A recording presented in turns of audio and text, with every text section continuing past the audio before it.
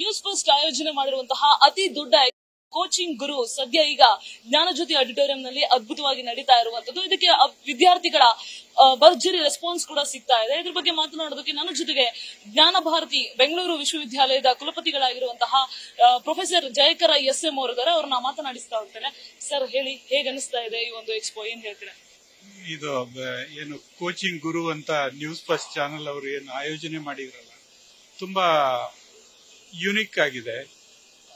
ಬಹಳಷ್ಟು ವಿದ್ಯಾರ್ಥಿಗಳಲ್ಲೂ ಹಾಗೂ ಮತ್ತು ಪೇರೆಂಟ್ಸ್ ಗಳಲ್ಲೂ ಈ ಒಂದು ನೀಟ್ ಕೋಚಿಂಗ್ ಆಗಿರ್ಬೋದು, ಸಿಇಟಿ ಆಗಿರ್ಬೋದು, IAS ಆಗಿರ್ಬೋದು, ಹೆಚ್ಚಿನವರಲ್ಲಿ ಮಾಹಿತಿ ಕೊರತೆ ಇರುತ್ತೆ. ಇದು ತಾವೊಂದು ಎಕ್ಸಿಬಿಷನ್, ಈ ಒಂದು ಕಾರ್ಯಕ್ರಮ ಮಾಡಿರೋದ್ರಿಂದ ಬಹಳಷ್ಟು ಇನ್ಸ್ಟಿಟ್ಯೂಷನ್ ಅವರು ಬಂದು ಇಲ್ಲಿ ಸ್ಟಾಲ್ ಮಾಡಿದ್ದಾರೆ. ಈ ವಿದ್ಯಾರ್ಥಿಗಳಿಗೆ ಇದೊಂದು ಒಳ್ಳೆಯ ಅವಕಾಶ ಅಂತ ನಾನು ಹೇಳಲಿಕ್ಕೆ ಇಷ್ಟಪಡ್ತೀನಿ. ಇದು ರೆಗ್ಯುಲರ್ ಆಗಿ ನಡೀತಾ ಇರಬೇಕು. ಈ ಮಾಹಿತಿ ಜನರಿಗೆ ತಲುಪ್ತಾ ಇರಬೇಕು. ಈ ನೀವೊಂದು ಎಲೆಕ್ಟ್ರಾನಿಕ್ ಮೀಡಿಯಾದಿಂದ ಮಾಡ್ತಾ ಇರೋದ್ರಿಂದ ಈ ಕಾರ್ಯಕ್ರಮ ರಾಜ್ಯದಾದ್ಯಂತ ಎಲ್ಲ ಕಡೆ ಎಲ್ಲ ವಿದ್ಯಾರ್ಥಿಗಳಿಗೂ ಪೇರೆಂಟ್ಸ್ ಗಳಿಗೂ ಇದು ತಲುಪುತ್ತೆ. ಇದರಿಂದ ಒಳ್ಳೇದಾಗುತ್ತೆ ಅನ್ನುವಂಥದ್ದು ನನ್ನ ಭಾವನೆ. ಈ ತರಹದ ಕಾರ್ಯಕ್ರಮ ಎಷ್ಟು ಇಂಪಾರ್ಟೆಂಟ್ ಆಗುತ್ತೆ ಅಭ್ಯರ್ಥಿಗಳಿಗಾಗ್ಲಿ ವಿದ್ಯಾರ್ಥಿಗಳಿಗಾಗ್ಲಿ, ಎಷ್ಟು ಯೂಸ್ಫುಲ್ ಆಗುತ್ತೆ?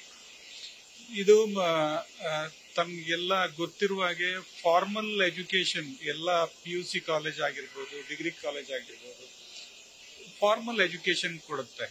ಈ ಎಂಪ್ಲಾಯ್ಮೆಂಟಿಗೆ ಏನ್ ಬೇಕು,